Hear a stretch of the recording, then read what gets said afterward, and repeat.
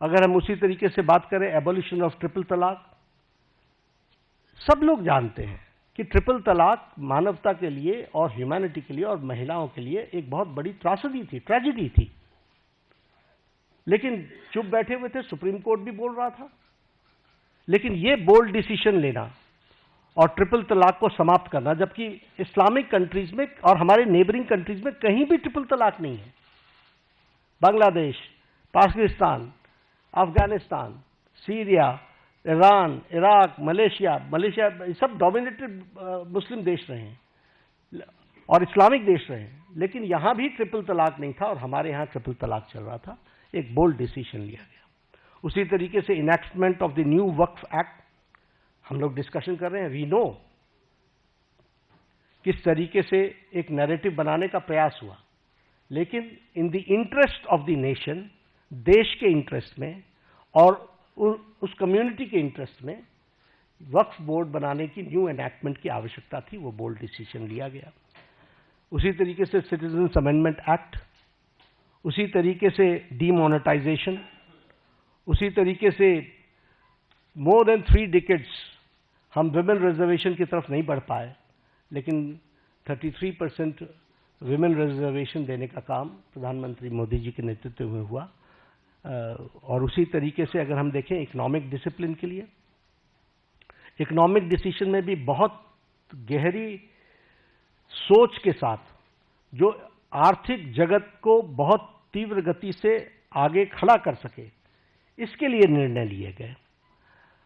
Presentation of budget का advancement, हम अभी भी ब्रिटिश की दुनिया में जी रहे थे, ब्रिटिश काल में जी रहे थे, उसको एडवांस करना, उसके साथ साथ प्लान और नॉन प्लान एक्सपेंडिचर को अलग अलग जो डिस्टिंक्शन था उसको समाप्त करना, ताकि हम बेटर किटी का उपयोग कर सके।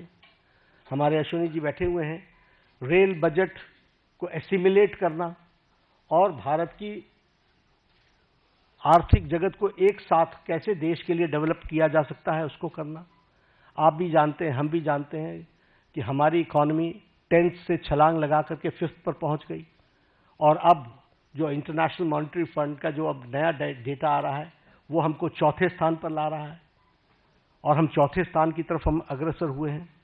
और हम 4th straight consecutive 4th straight में हम अपने ग्रोइंग इकोनॉमी में इस ईयर भी हम सबसे आगे हैं। और उसी तरीके से हम देखें फास्टेस्ट ग्रोइंग इकोनॉमी के रूप में हमारा 4था साल लगातार चल रहा है। Per capita income has increased by 67%. Foreign exchange reserves has increased by 135%. Exports at the record of to the US dollars is 825 billion. Gross FDI rise is 106%. Taxpayers का बेस बहुत इंक्रीज हुआ है, वो 127%. और उसी तरीके से ग्रॉस डायरेक्ट टैक्स कलेक्शन ये भी 238% का इंक्रीज हुआ है। अगर एजेंसीज की बात करें तो bright spot international monetary fund Bharat की इकॉनमी को IMF बोलता है। वर्ल्ड बैंक हमारे को fastest growing economy, major economy in the world कहता है।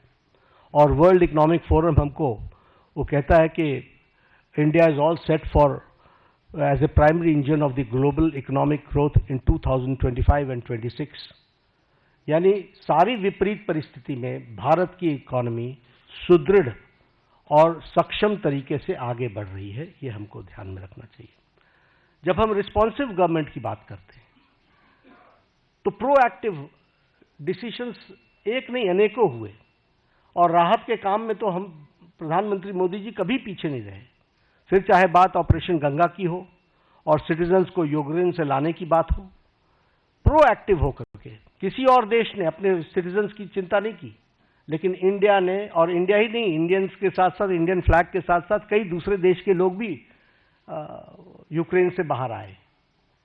तो यह एक पॉजिटिव नोट के साथ, उसी तरीके से हमारे वंदे भारत मिशन जिसमें 67 लाख को लोगों को कोविड के दौरान भारत वापस, स्वदेश भारत वापस लाने का काम हुआ है।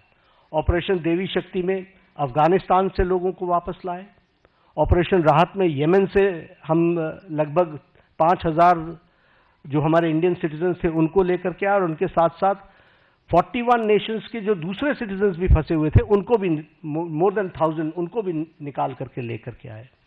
ऑपरेशन मैत्री में नेपाल में हम अर्थक्वेक में सबसे आगे रहे। We were the first to reach and land in Kathmandu, और हम लोगों ने राहत कार्य किया।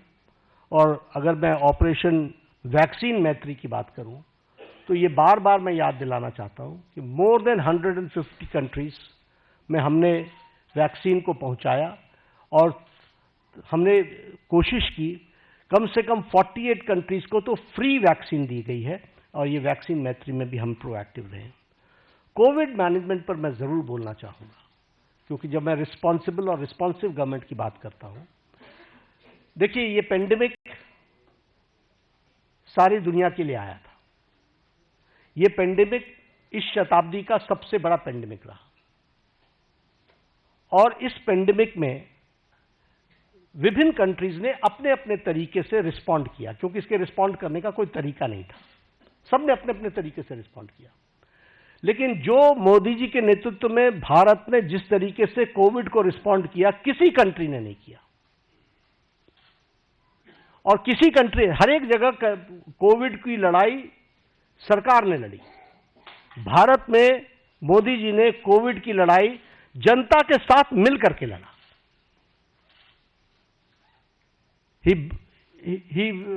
उन्होंने जनता को साथ लेकर के चलने का तय किया, और इसीलिए जनता कर्फ्यू। दूसरे देशों में लॉकडाउन के खिलाफ आंदोलन हो गए, वैक्सीनेशन न लेने के आंदोलन चले, लेकिन भारत अकेला देश है जिसने 220 crore double dose free of cost लगा करके world's largest and the fastest vaccination programme हुआ है। तो आप बताइए कि ये रिस्पॉन्सिबिलिटी और रिस्पॉन्सिव सरकार का किस तरीके से उसको पूरा करने का प्रयास हुआ है, ये मैं कोविड के बारे में जरूर बताना चाहूँगा। पिछले दशक में हमने समाज के सभी वर्गों की चिंता की है, फिर चाहे वो हमारे शेड्यूल कास्ट भाई हैं, फिर चाहे वो हमारे ओबीसी भाई हैं, फिर चाहे वो हमारे ट्राइबल भाई हैं, सबकी हमने चिंता की है।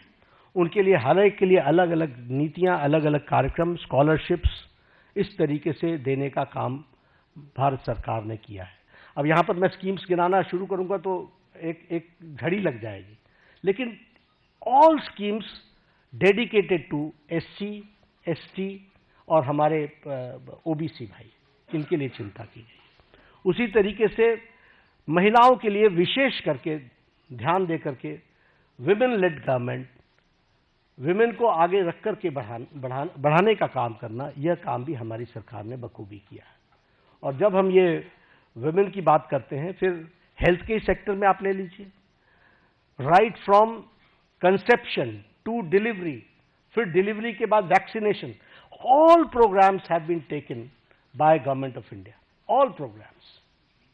उसी तरीके से मैटरनिटी लीव, उसको 12 से 26 वीक्स तक बढ़ाना विथ सैलरी, विथ पेमेंट, और उसके साथ साथ बच्चे पैदा होने पर उनको मातृवंदना में योजना के साथ फाइनेंशियली सपोर्ट करना, ये सारी चीजें बताती है। और उसी तरीके से अगर हम देखें तो महिलाओं को, फिर चाहे आपने देखा इसरो में भी जब तस्वीर आई, जब चंद्रयान पे उतरा था, तो सबसे ज़्यादा आपको वहाँ पर साइंटिस्ट महिलाएं दिखी थी। अगर आप देखें तो पायलट्स बनाने से लेकर के, आर्मी में कमीशन देने से लेकर के, एनडीए में भर्ती से लेकर के, अभी एनडीए से भी पास आउट हो गए हमारे गर्ल स्टूडेंट्स, गर्ल कैडेट्स, सैनिक स्कूल में ऑल 73-76 हमारे जो सैनिक स्कूल्स हैं, 73 सैनिक स्कूल्स, उसमें उनको एडमिशन मिलना। इसके साथ साथ लखपति दीदी, और लखपति दीदी के साथ साथ हमारे सेल्फ हेल्प ग्रुप्स को प्रमोट करना। तो समाज के जो वर्ग जिनको थ्रस्ट देना चाहिए था, वो थ्रस्ट देने का काम 11 साल में हुआ है। SC, ST, OBC और हमारे महिला वर्ग को उसकी मेन स्ट्रीमिंग करने का काम हुआ है। स्कीम्स के बारे में अगर मैं बात जैसे बार बार कर रहा हूँ कि it will be very difficult for me कि मैं उनके आंकड़े रखने लगूँ और स्कीम्स को रखने लगूँ तो बड़ा लंबा समय चला जाएगा। जब मैं अकाउंटेबल गवर्नमेंट की बात करता हूँ तो हमने अपनी रिस्पॉन्सिबिलिटी प्रधानमंत्री मोदी जी ने ली, गरीब कल्याण। अब ये गरीब कल्याण स्लोगन नहीं था, 70 साल से गरीबी हटाओ का नारा लेकर के हम नहीं चले रहे हैं, हमने गरीब कल्याण करके दिखाया है। और आंकड़े इस बात के सबूत हैं कि 25 करोड़ लोग आज गरीबी की रेखा से बाहर आ चुके हैं। और ये मेरे आंकड़े नहीं हैं, ये आंकड़े नीति आयोग के हैं, ये आंकड़े इंटरनेशनल फोरम्स के, इकोनॉमिक फोरम्स के हैं। और उसी तरीके से extreme poverty has dropped by 80% decline. प्रधानमंत्री अन्न योजना, 80 करोड़ जनता को 5 किलो गेहूं या चावल देना, ये कोई छोटी घटना नहीं है। आवास योजना में 4 करोड़ घरों को, आप ही जब अपने ट्रैवल करते थे गांव में तो आपको खपड़ैल के मकान दिखते थे, फूस के मकान दिखते थे, आज आपको पक्के घर दिख रहे हैं। जिस सड़क पर आप चलते थे वो हाईवे में, कभी आप हाईवे पर होते थे, कभी हाईवे से नीचे होते थे, अगर आपको उन दिनों की याद हो। आज आप जिस हाईवे पर चलते हो आपको खुद ही ध्यान में लेना पड़ता है कि अगर डाइवर्जन लेना है तो स्पीड इतनी है कि 2 किलोमीटर पहले से ध्यान में लेना पड़ता है कि I have to go left. ये आज हाईवे की स्थिति बन गई है। और इसी तरीके से अगर हम देखें, जैसे कहा 4 करोड़ मकान बने हैं और 3 करोड़ ये अगले 5 साल में और बनने हैं, उसका भी सैंक्शन हो चुका है।